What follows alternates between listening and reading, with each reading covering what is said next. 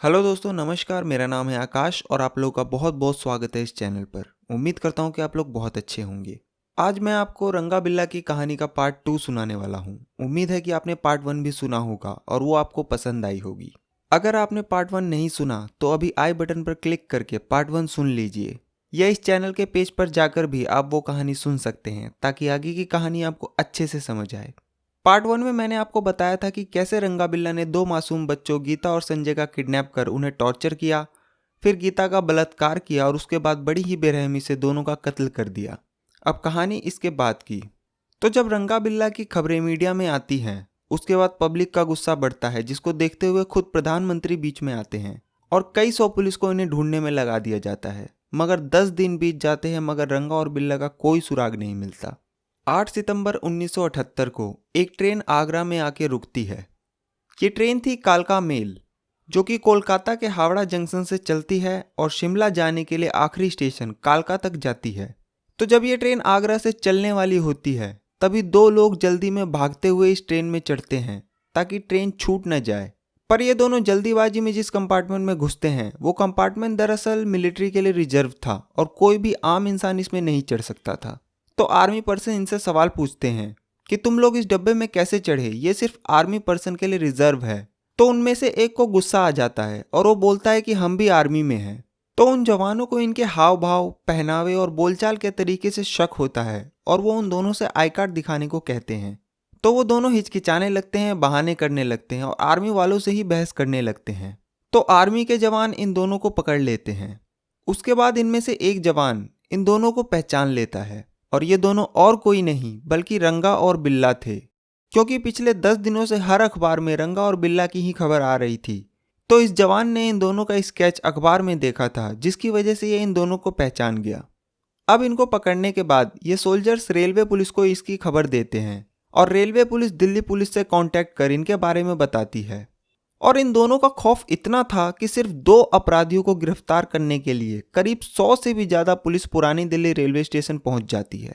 उसके बाद जब पुरानी दिल्ली रेलवे स्टेशन आता है तो ये जवान रंगा और बिल्ला को रेलवे पुलिस के हवाले करते हैं और फिर रेलवे पुलिस इन्हें दिल्ली पुलिस को सौंपती है। तो गीता और संजय की बॉडी मिलने के करीब 10 दिनों बाद अब ये दोनों दिल्ली पुलिस के कब्जे में थे। फिर इनसे पूछताछ की जाती है तो ये साफ मना कर देते हैं कि हम निर्दोष है और हमने कुछ नहीं किया, और पुलिस को इधर उधर घुमाते रहते हैं। फिर जब पुलिस अपने तरीके से सख्ती से पूछताछ करती है तो थोड़ी देर बाद ये दोनों टूट जाते हैं और अपना जुर्म कबूल लेते हैं कि गीता और संजय को इन्हीं दोनों ने मारा है। फिर ये दोनों अपनी कहानी सुनाते हैं।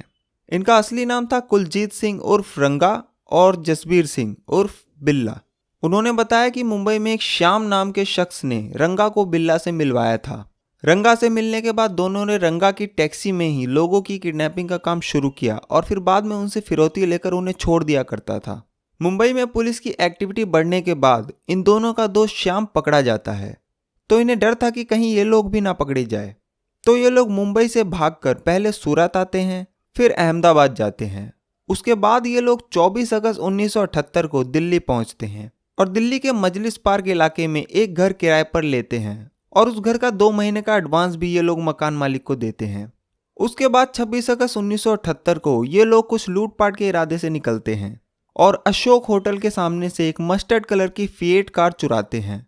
इनका इरादा था कि दिल्ली में भी कुछ लूटपाट करके यहाँ से निकल जाना है, पर इत्तेफाक से उस दिन गीता और संजय इनसे लिफ्ट मांगकर इनकी कार में बैठ जाते हैं और आगे की कहानी आप सभी लोगों को पता ही है। अब दिल्ली पुलिस के पास इनका एक बालिया बयान तो था, पर कोर्ट में पुलिस को दिया गया कोई भी बयान मान्य नहीं होता, उसके लिए सबूत की जरूरत पड़ती है। तो पुलिस अब बाकी के एविडेंस को खंगालना शुरू करती है। फिर अशोक होटल के सामने से चुराई गई कार की बात सच निकलती है जब होटल में इसके बारे में पता किया जाता है, पर किसने चुराई ये पता नहीं चला, क्योंकि उस टाइम सीसीटीवी कैमरा वगैरह इतने चलन में नहीं थे। और पिछले 10 दिनों से जो इन दोनों की खोजबीन चल रही थी, तो पुलिस को दिल्ली के मजलिस पार्क के पास एक लावारिस गाड़ी मिलती है और कुछ दिनों पहले ही एक आदमी ने अपनी कार की मिसिंग रिपोर्ट लिखाई थी और इस गाड़ी का मॉडल नंबर और कलर उस मिसिंग रिपोर्ट से मैच कर रहे थे, पर नंबर प्लेट अलग था। तो उस कार मालिक को वहां बुलाया जाता है और उसके पास गाड़ी की ओरिजिनल चाबी थी। जब उसने उस चाबी को उसमें लगाया तो गाड़ी खुल गई और ये वही मस्टर्ड कलर की फिएट थी जिसे रंगा बिल्ला ने 26 अगस्त 1978 को अशोक होटल के सामने से चुराई थी। उस गाड़ी के अंदर से पुलिस को कुछ फर्जी नंबर प्लेट, खून के धब्बे और मिट्टी मिलती है। उसके बाद दिल्ली में पहली बार किसी केस के लिए फॉरेंसिक टीम को बुलाया जाता है। फिर इन खून के धब्बों को गीता और संजय के ब्लड से मैच किया जाता है और ये मैच हो जाता है। और उस कार में मिली मिट्टी को भी जहां गीता और संजय की बॉडी मिली वहां की मिट्टी से मैच किया जाता है और ये भी मैच हो जाता है। जब रंगा बिल्ला को पकड़ा गया तो इनके पास एक बैग था जिसमें उनके कपड़े थे और उन पे भी खून के कुछ धब्बे थे और ये भी गीता और संजय के ब्लड से मैच हो जाते हैं। फिर एक और बहुत अहम सबूत पुलिस के हाथ लगता है। जब गीता और संजय की बॉडी मिली तो गीता के नाखून से कुछ ब्लड और बाल मिले थे और बाद में ये ब्लड और बाल भी रंगा और बिल्ला से मैच हो गए। अब पुलिस के पास इतने सबूत हो गए थे कि इन्हें कोर्ट में दोषी साबित किया जा सके। उसके बाद रंगा बिल्ला को कोर्ट में पेश किया जाता है और मुकदमा शुरू होता है। पर अदालत जाते ही दोनों बदल जाते हैं और कहने लगते हैं कि हम निर्दोष हैं और इधर उधर की बात बनाने लगते हैं और कहते हैं कि हम उस दिन दिल्ली में थे ही नहीं। फिर दो बहुत अहम गवाह सामने आते हैं और ये थे वेलिंगटन हॉस्पिटल के वो डॉक्टर जिसने 26 अगस्त 1978 की रात बिल्ला का इलाज किया था और वो पुलिस वाला जिसने इन दोनों को उस रात उस हॉस्पिटल में देखा था। तो इन दोनों की गवाही और सारे सबूत और फिंगरप्रिंट से यह साबित हो जाता है कि गीता और संजय के साथ हुए सारे जुर्म के गुनहगार कुलजीत सिंह उर्फ रंगा और जसबीर सिंह उर्फ बिल्ला ही है। और चूंकि पब्लिक में इन दोनों को लेकर बहुत गुस्सा था तो साल भर के अंदर ही लोअर कोर्ट अपना फैसला सुना देती है और इन दोनों को फांसी की सजा सुनाती है। उसके बाद दोनों इस फैसले के खिलाफ हाई कोर्ट में अपील करते हैं पर हाई कोर्ट भी दोनों की डेथ पेनल्टी को कायम रखती है।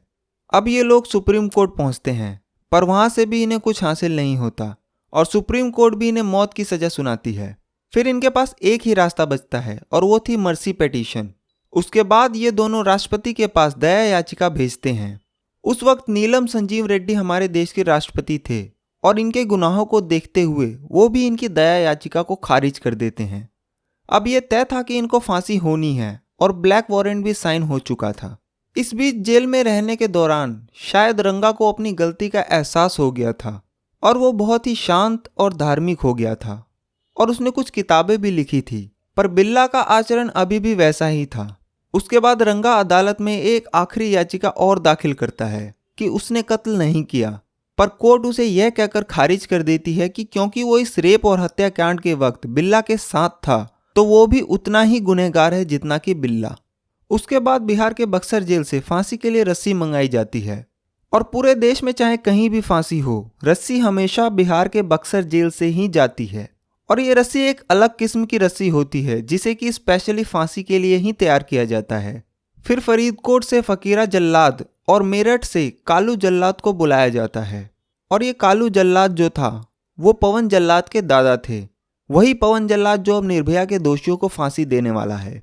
फांसी से कुछ दिनों पहले कुछ पत्रकार हाईकोर्ट में एक याचिका दाखिल करते हैं कि उन्हें रंगा और बिल्ला का इंटरव्यू लेने दिया जाए, पर हाईकोर्ट इसे खारिज कर देती है।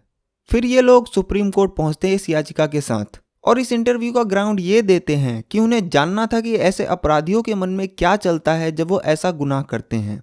तो सुप्रीम कोर्ट उन्हें परमिशन दे देती है, पर कोर्ट ये भी कहती है कि अगर दोषी चाहें तभी ये उनका इंटरव्यू कर सकते हैं। उसके बाद रंगा तो इस इंटरव्यू के लिए मना कर देता है पर बिल्ला तैयार हो जाता है। फिर 5 पत्रकारों को फांसी से एक दिन पहले 1.5 घंटे का वक्त दिया जाता है इस इंटरव्यू के लिए। जब ये इंटरव्यू के लिए पहुंचे और जब बिल्ला इनके सामने आया तो उसका पूरा शरीर दहशत से कांप रहा था, पर वो अपने आप को नॉर्मल दिखाने की कोशिश कर रहा था।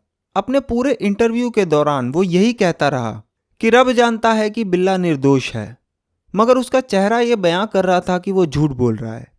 फिर 31 जनवरी 1982 की वो तारीख आती है जिस दिन इन्हें फांसी होनी थी।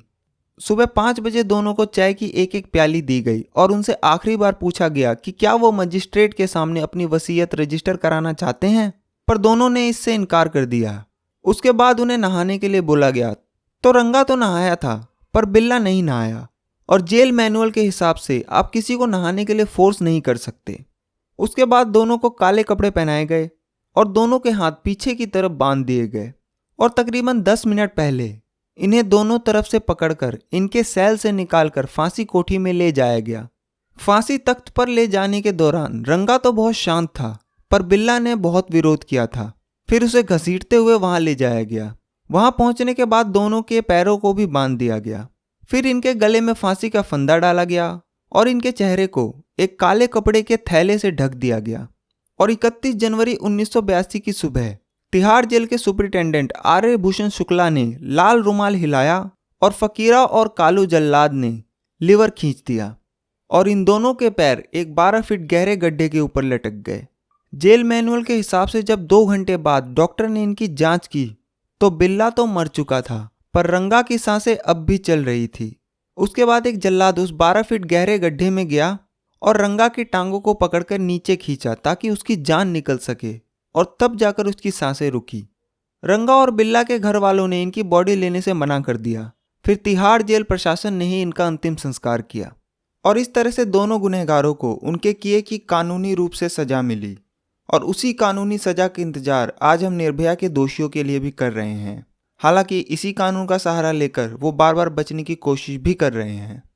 इनकी फांसी से पहले 1981 में सरकार ने गीता चोपड़ा और संजय चोपड़ा को मरणोपरांत इनकी बहादुरी के लिए कीर्ति चक्र से नवाजा।